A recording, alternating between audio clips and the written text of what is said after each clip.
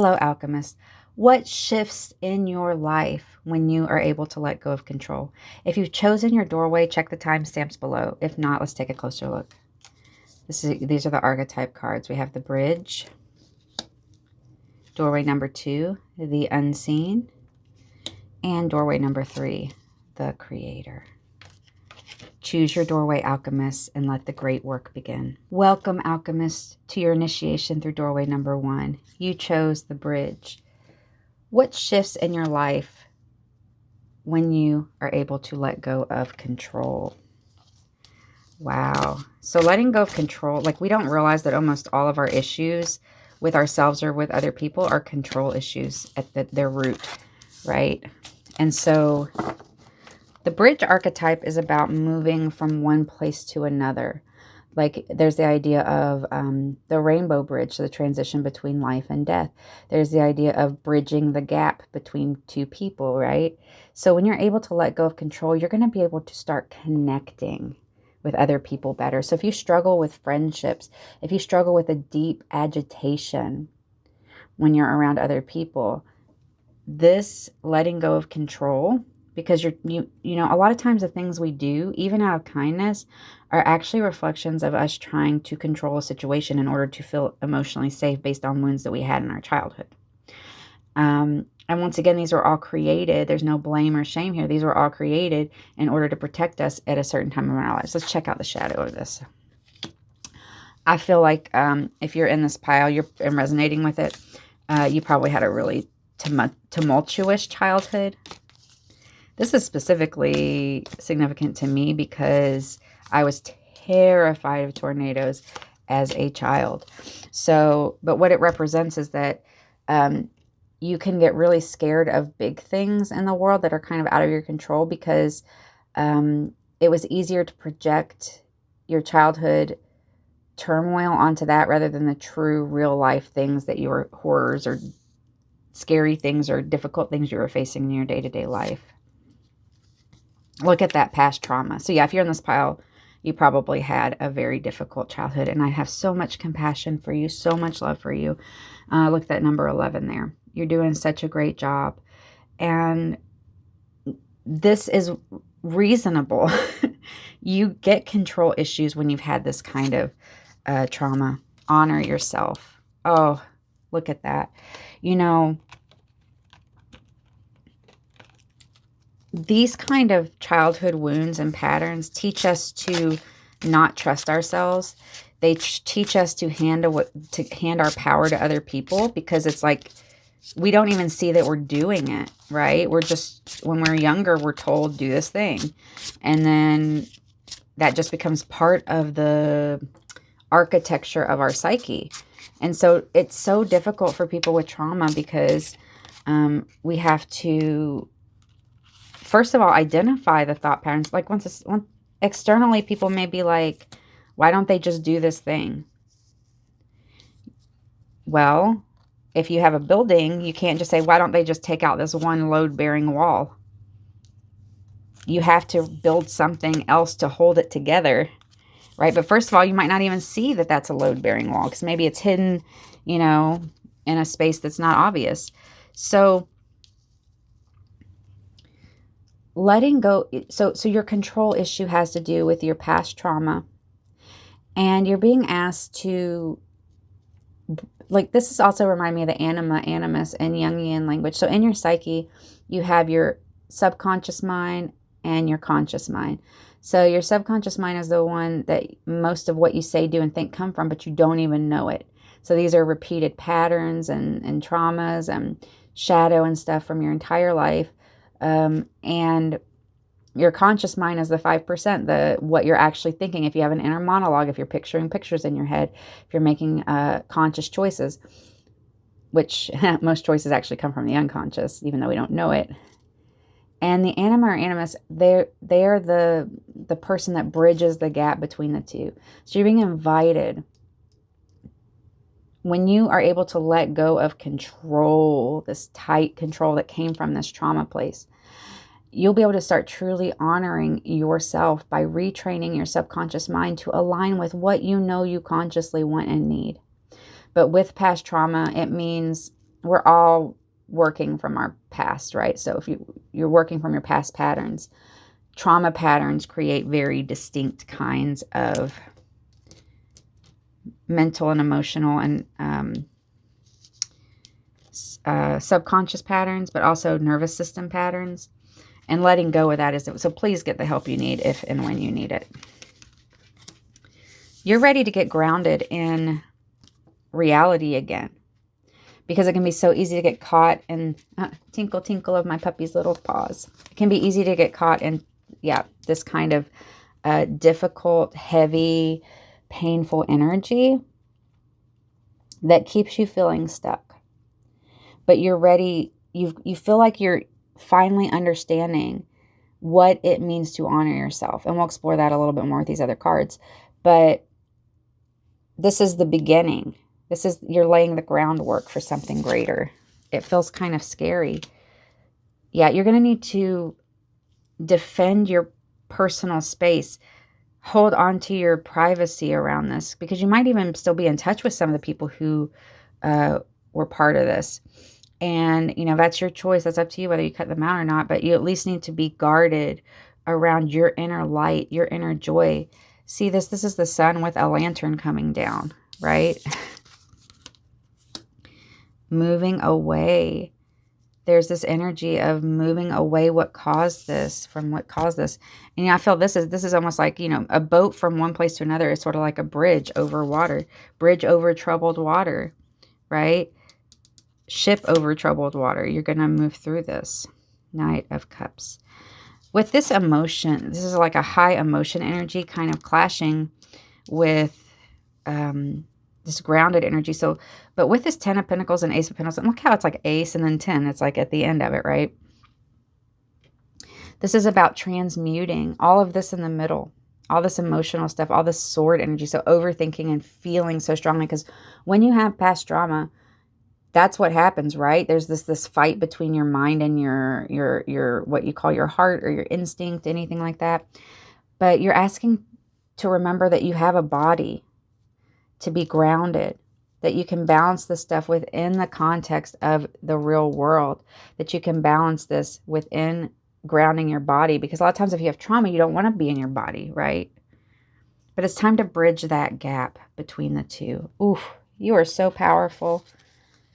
When you're able to let go of this control, you'll be able to start focusing on what you can actually control. I feel 2 of these today. And when you're focused on what you actually can control, that's freedom. Because you're not spending a bunch of time worrying about stuff that is out of your control. But you built that. You built that framework for a reason. It helped you survive. You wore all those masks you needed to wear in order to survive this trauma. So you can say thank you. Thank you for helping me through all this, but this pattern's not serving me anymore. Necromancy calls.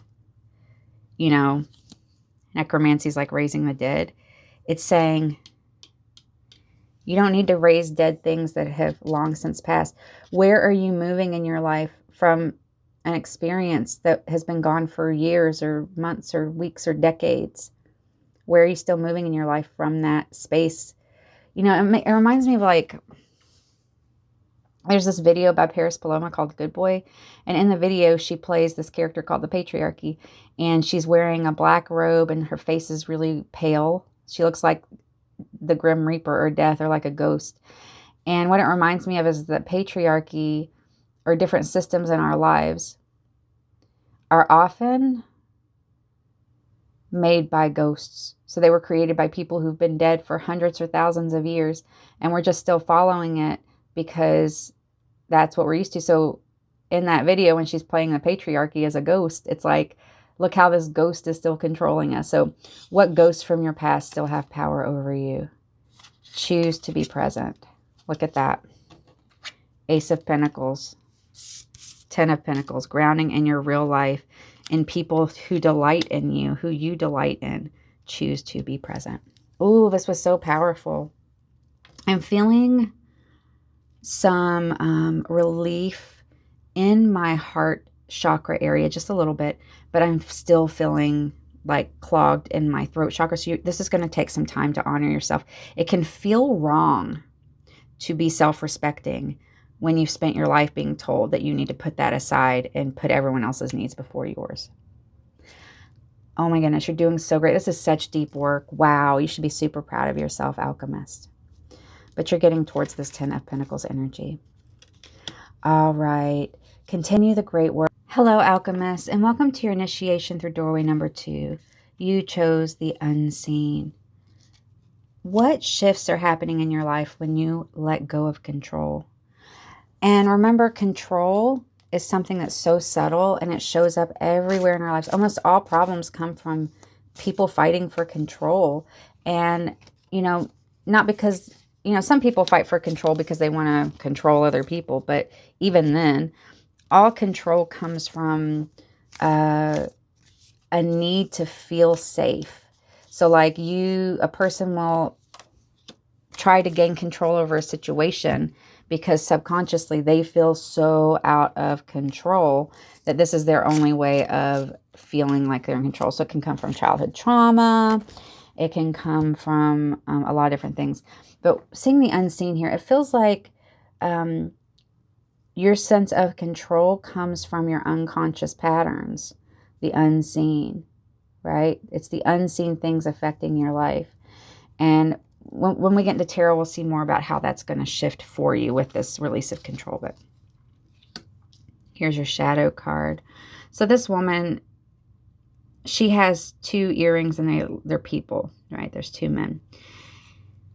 So to me, it reminds me of sort of like, I feel like if you're in this pile, you may have had an overbearing parent, an intense parent, one who may have even parentified you or put you in a situation where you had to feel like an adult when you were young. And so this caused an unseen pattern of needing to have control in order to appease this person because you were like walking on eggshells all the time around them. And when you're walking on eggshells around a person, that develops very specific mental patterns that you don't even see that you're doing. And so part of this is that I have to completely control everything in my environment. And as a kid or as a teen or whenever you were dealing with this person, that might have been super helpful to stop, you know, if they were more difficult to deal with, but then you learned how to manage it a little bit and walk on the eggshells and they became less difficult. But then you grew up and these patterns aren't working for you anymore and they're actually destructive towards you because you're trying to micromanage your environment and sometimes even other people without realizing it. And that doesn't make you a bad person. It just makes you a person who went through something very difficult and you developed specific patterns that totally helped you and maybe even saved you at that time. But then later, they aren't really. Hera. So we have pomegranates. We have Hera is the wife of Zeus in Greek mythology. And so, yeah, I'm getting like a mother wound here. And so mother wound in the unseen can cause you to be an over-nurturer. It can cause you to overgive because you're trying to give the kind of love that you did not receive because you know what it feels like to not be getting the nourishment. It wouldn't surprise me if this figure in your life was very much obsessed with how they were viewed by other people with these peacock feathers. All right, so you're being asked to reflect on control in your life and where it's at. And when you do, when you're able to see this more clearly, see the unseen more clearly, Jung says, until you make the unconscious conscious, it will rule your life and you will call it fate. So these unconscious patterns are ruling your life and you feel like maybe you're at the whims of fate. But once you understand these control patterns, you're able to open a new door, and it comes through the transformation. Butterflies are about metamorphosis, right? You got to become the cocoon goop. Become the cocoon goop. You know, That's not just, oh, I'm changing one thing about myself. That's a complete, like a caterpillar goes into the cocoon and literally dissolves. It is a full phoenix burning away and being reborn from the ashes energy, right? And it can feel that way because it is shocking to realize this kind of architecture in your own psyche. But you don't really have, I mean, you have two choices, right? You can either keep living in it and be miserable and feel like you have no control. And so then you're always seeking out control, whether that's destructive to yourself or others. Or, and I feel like the people on this pile, it's mostly self-destructive, right? Probably maybe not saying nice things to yourself, or you're over giving to the point of breaking yourself down, right? But it's time for you to step through that door. A doorway is scary because it's something unseen. It's a different unseen. So sometimes we stay with the comfort that feels familiar. Oh, but you're going to be totally, this is a victory card. So if you walk through there, you are going to, you are already doing this in some ways. You've already been preparing yourself. 7 of Swords. Wheel of Fortune. Justice. I'm feeling a lot of energy about, in the past, you've been like, oh, I can't do anything about this. It's in fate's hands, this Wheel of Fortune. But remember, with Justice, we're talking about karma here. Karma is not judgment. Karma is justice. Karma is the natural result of things that happen. You know, if you kick a chair, you hurt your foot. That's karma. Karma is not a judge. Karma is not an external force. It is causation. Look at that. You didn't really get to have a childhood. Now's your time to move through that door. On the other side, this victory, it's going to bring you from melancholy into whimsy, into that child. It's time for you to do the things when you can let go of this specific control mechanism in your life. You're going to be able to transmute this. And if you were parentified as a child, now's your time to embrace a beautiful middle-aged childhood, or 20-something childhood, or 40-something childhood, right? Not being immature, but being profoundly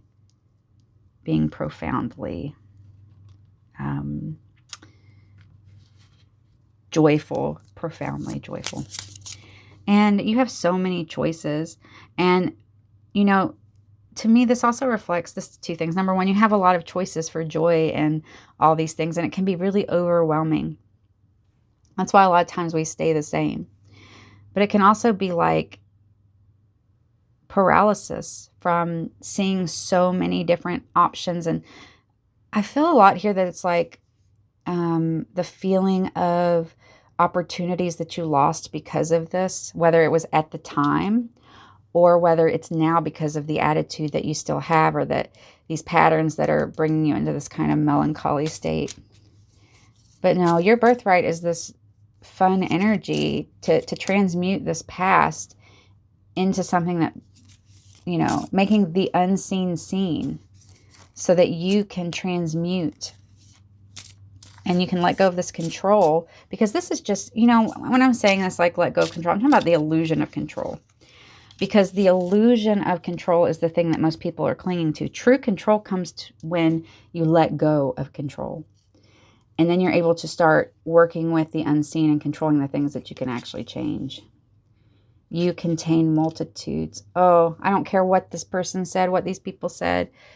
You are beautiful. You are wonderful. And, you know, I hope no one ever feels accused in any of these, because it's never about that. It's always about healing. And these deeper things can feel like accusations, right? But you contain multitudes. I mean, look at this goddess energy here. This is about being fully human and having fun and being joyful again. When someone sucked that, you know, out of you, and you might not, sometimes people don't even feel like they know how, especially with this wound, they don't even know how to have fun. You'll learn.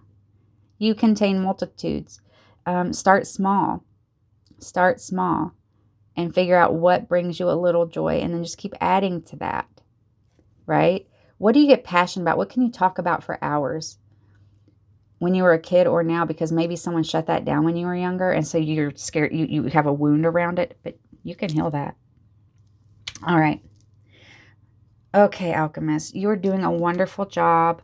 Remember, victory is yours. The wheel is turning in your favor. Start embracing that childlike energy and continue the great work. Hello, Alchemists, and welcome to your initiation through doorway number 3. What shifts in your life when you're able to let go of control? You got the Creator. Ooh. So, control is mostly an illusion anyway, right? Most of the things we call control is just us, our wounds reaching out to try to control the environment like they did when we were younger, and we developed the wound in order to feel safer, right? It served its purpose at a certain time in our life, and then when it no longer served its purpose, that doesn't mean that that pattern just disappeared, right? And so you're being called to understand that the process of creation is a reclamation of your true ability to control things in your life, right? Because there's so many times in our lives we try to control things that are not controllable, and then we waste so much time and energy and effort and love and all this. We send it all towards this, our energy towards something that we have no control over. But the creation of your own life is the only thing you do have control over, truly. Sorry about that. The mail came, so therefore my dog was barking up a storm. All right, so let's take a look at your shadow with this. Feels like in the past you've had to play games to exist. So maybe you had people in your life who were always playing games with you, and you had to learn how to play the game. And that took up so much cognitive space. And that's a lot of times when people are taught these things young, they don't have time for their creative side first, or creating their own life or manifesting their own life, because they're too busy managing these games, right? And we have these butterflies, so you're being invited to transmute this. Your shadow is like begging you to really look into this. And I feel like this almost looks like a wedding dress and stuff. So it's sort of the idea of like, maybe your parents had a really difficult relationship, or maybe, and there was a lot of games going on. And these people look happy, but to me, like their eyes still look kind of like either in shock or, whatever. Or like their smile's not really meeting their eyes. And so you had to learn to manage, to play these games as well. And that took up so much of your mental bandwidth and taught you that controlling the world externally by sacrificing, by self-sacrificing, yes, by sacrificing for these situations, that this was who you are, that control and through self-sacrifice kept you safe emotionally. Didn't really, but it felt like that at the time, right?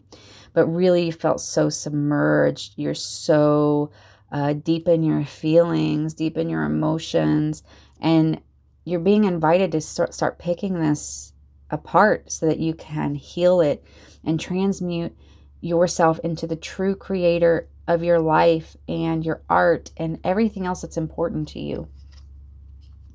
This kind of control runs very deep because it becomes part of the framework of your reality. The masks that you had to wear. Look at that.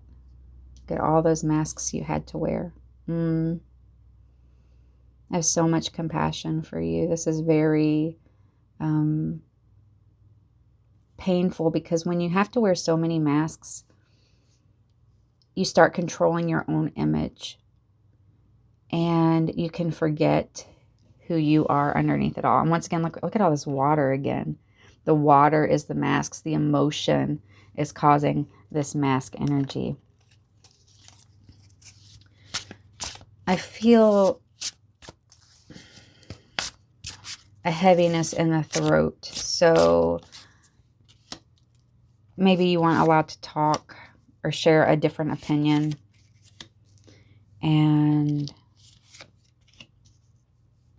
I feel almost like crying. Like, this probably felt like such a painful erasure dynamic for you. Like, it felt like you were erased.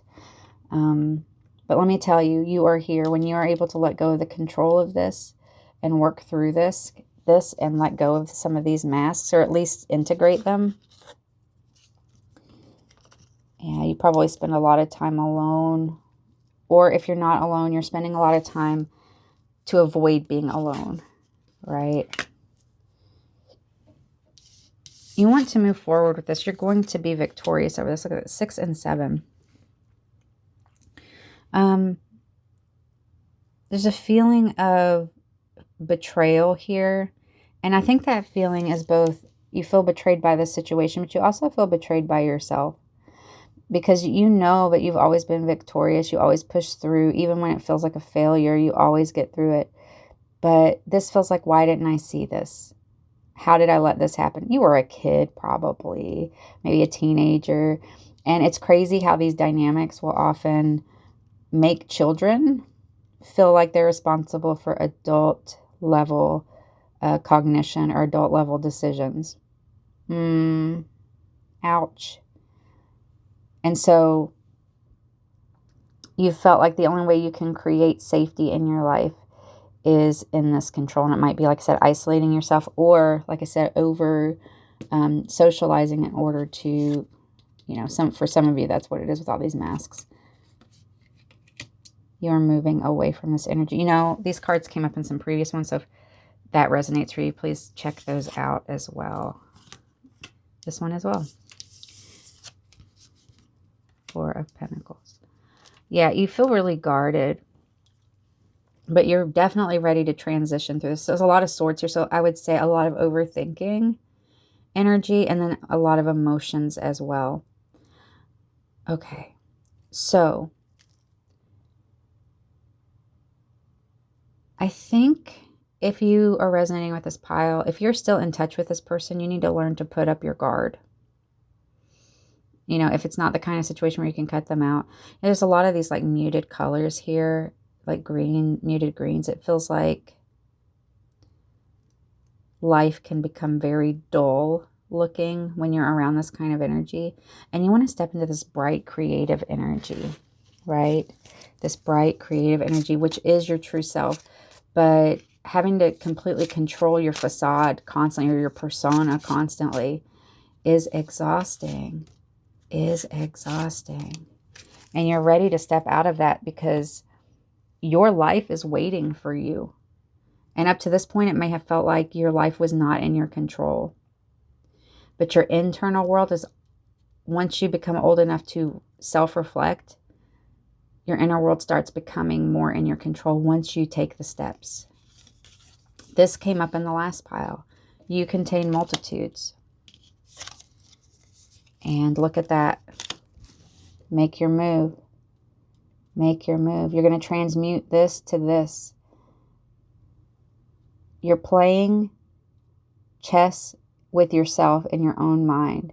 Don't let other people's game get into your head. It's time to remember you contain multitudes, and your multitudes is not how you can serve other people solely. That's an important part of life, but you have to serve yourself first. You know, if you're a pile of tissues and tears because all you do is cry because everything hurts so bad, how are you going to help anyone else truly? And I'd like to think of this. So like, I was in a really toxic relationship one time, and I spent 24/7 worrying about this man, trying to help this man, the whole shebang. And I was like, oh my gosh, for redacted number of years, I dealt with this. And how many people could I have helped in that time period if I hadn't been letting myself get drained? First of all, I wasn't helping myself. I got really sick. I ended up having to get surgeries and stuff.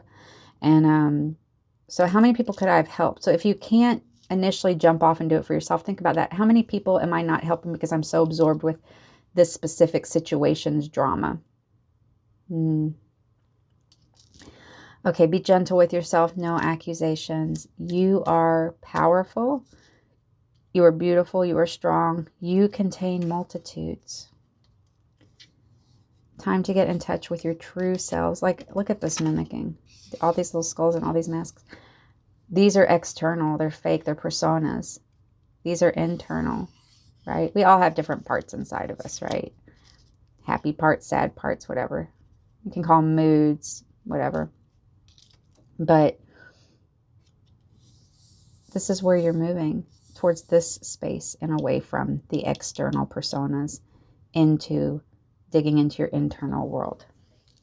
All right, alchemists, continue the great work and let me know how this manifested in your life if you feel comfortable, of course. Take good care of yourself, and I will see you next time.